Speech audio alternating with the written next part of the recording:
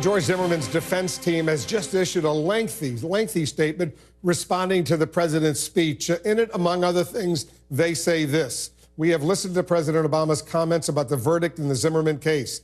People are focusing on this quote, Trayvon Martin could have been me 35 years ago.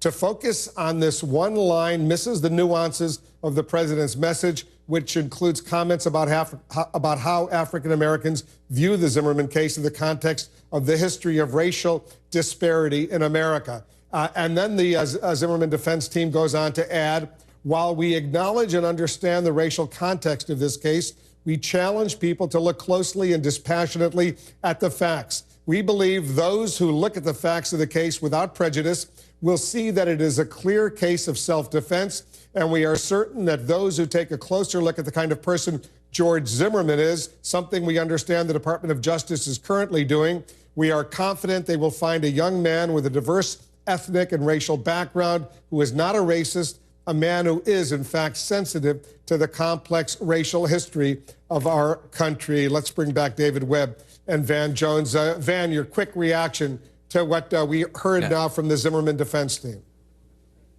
You know, I thought that was a very responsible statement, and I actually think we should be proud as a country. I've listened across the different stations, et cetera. Social media always has an edge to it, but people, I think, are trying to rise to a certain occasion. Even George Zimmerman's brother, very measured in his response to the president. I think the best, we're either going to turn to each other or on each other. I hope we turn to each other now. I thought it was a very responsible statement. What did you think, David?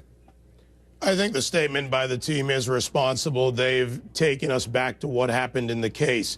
But what we have now in this country in a national conversation, Wolf, is we've gone beyond the case and from the justice system to social justice, which is now, what do we do? I'm for reviewing the stand your ground laws. I think that's something we should do to make sure laws are written carefully. As I've talked about before, they're being used by gangs when there's gang-to-gang crime and violence. That's something that's an unintended consequence. And there are other things we can address in this nation. But we don't want to take this beyond justice to a level of animus between people in this country based on racism. And as I've said, there's racism, absolutely. It exists in every society, but it is not under every rock or it is not in every corner, and we shouldn't paint that. And unfortunately, there are those that would take it in that direction. We also got a statement, and Van, I want you to respond, but in the context also of this, a statement from Trayvon Martin's parents, Tracy Martin and Sabrina Fulton, among other things. They issued this statement reacting to the president. "We are deeply honored and moved that President Obama took the time to speak publicly and at length about our son, Trayvon. The president's comments give us great strength at this time. We are thankful for President Obama's and Michelle's prayers, and we ask for your prayers as well as we continue to move forward.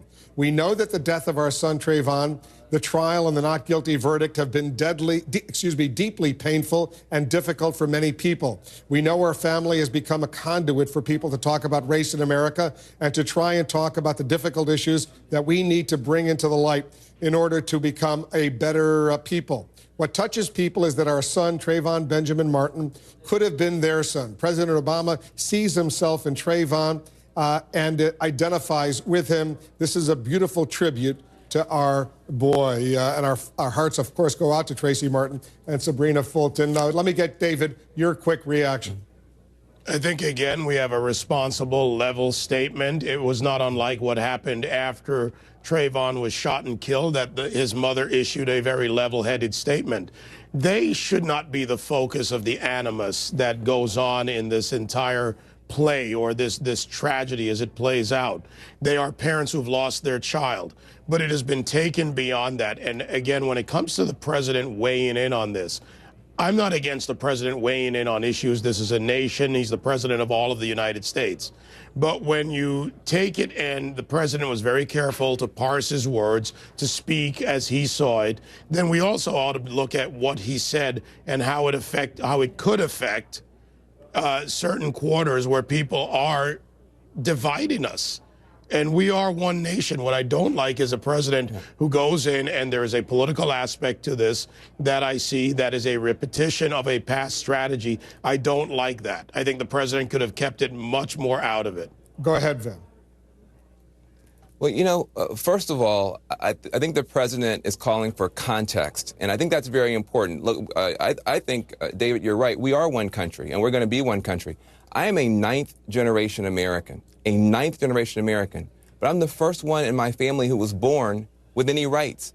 I was born in 1968. The Civil Rights Acts were passed in 64, 65, which really made us citizens. 9 generations. I'm the first one born with rights in my family. That's context. It wasn't so long ago that any non-black could tell a black person, do this, do that. If they didn't go along with it, they could be killed. That wasn't something that happened 1,000 years ago. That happened just before I was born in my own home county. And so that is a part of the context. If our sisters and brothers who are not black want us to be one country, and I believe the vast majority do, we just have to understand each other. We can debate the facts. We don't have to agree on the facts, but we should understand each other's feelings. And I think that is an important thing the president is calling us to do. This context matters. I don't think it's just about anecdotes, by the way. If you look at the statistics, there's something wrong in our criminal justice system. They are now saying the white and black kids use drugs, which I'm against, at the same level, but black kids wind up in prison 10 times the rate. That might be driving some of the violence that we're all so concerned about in places like Chicago. Can we sit down and have that conversation? I think conservatives are very concerned about the violence that they're seeing happening, and so are liberals. Can we not use political points? David, hold your thought. Both of you, hold your thought for a moment. You're not going away. There's a lot to discuss. You both raise important issues, as does the president, the Trayvon Martin family, the Zimmerman defense team. We're going to continue this conversation. Also, the political impact of President Obama's powerful remarks on race today and later. You're going to hear what Trayvon Martin's older brother wants the whole world to know. Lots happening today right here in The Situation Room.